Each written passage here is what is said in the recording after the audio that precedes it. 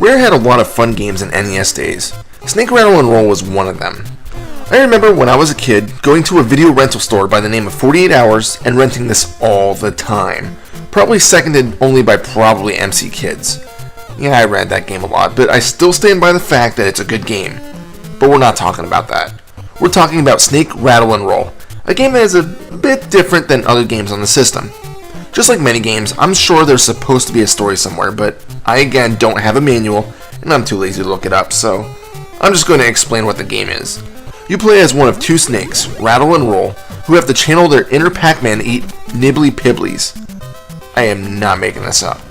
In any case, you want to eat those because it increases the length of your tail, which then increases the snake's weight. And why do you want this? Well, you need to be a bit on the heavy side to jump on the scale at the end of the stage, as it's the only way to open up the exit door. Confused yet? Don't worry, I'll break this down a bit for you. Let's begin at the start. You enter a stage with just one little nub on your tail. This tail has multiple uses. One, it shows in essence your weight.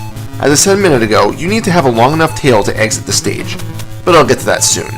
First, I want to explain that the second use for your tail is your health meter. They function kind of like Sonic's rings. As long as you have a piece of tail, no matter how dirty that sounds, you're safe from many hazards. Not all, mind you, but again, later.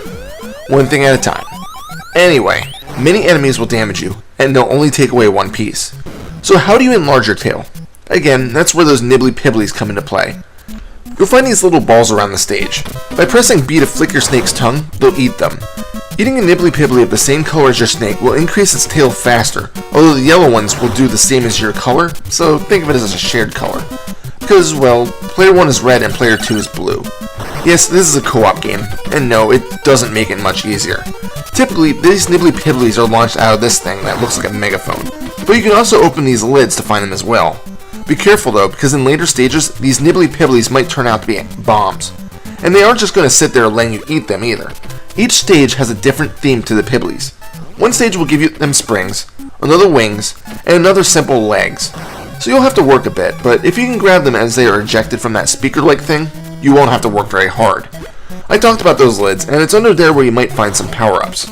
You can find a diamond for invulnerability, a stopwatch to increase the timer, extra lives, a wind-up thingy that increases your snake's speed, or even in some cases enemies. In addition, you might get sucked into one, which brings you to a bonus room where you have the chance to eat 5 nibbly pibblies. Doing so nets you 5,000 points, along with the additional benefits of eating those pibblies. So when you get enough nibbly pibblies, you then want to find the scale. Hopping on this with enough of a tail will activate the bell at the top, and then the exit to the stage will open up.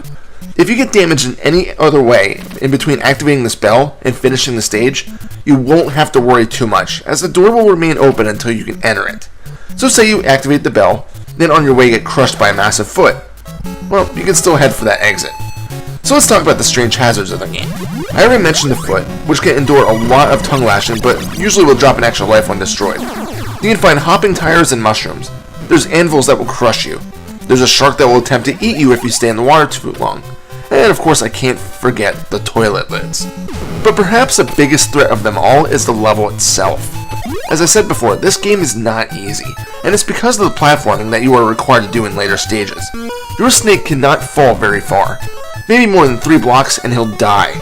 Add in a ton of spiked towers that will kill you instantly, and you'll be tempted to throw your controller in segments like this right here.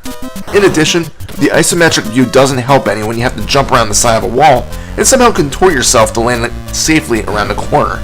It will take some practice to perfect, and you'll need to if you want to get anywhere in this game. The visuals of the game did the job for its time. Sure, they're not anything special, but they don't hurt your eyes or anything. I do want to mention one really neat thing though. You may notice that your snake is essentially climbing a mountain. With this thought, you can actually see past and future stages while playing your current one. It's a pretty cool idea, no matter how small of a detail it is. The sound, or more accurately the music, is fantastic. It does a great job mimicking Golden Age rock and roll, and you can probably recognize some of the tracks. I loved it, and I'm not even a big fan of that era of music. And that's Snake, Rattle, and Roll. It's yet again one of Rare's ball-bustingly difficult games. Yet it's still fun, and unlike Battletoads, you can complete it with 2 players. Not like I ever got that far.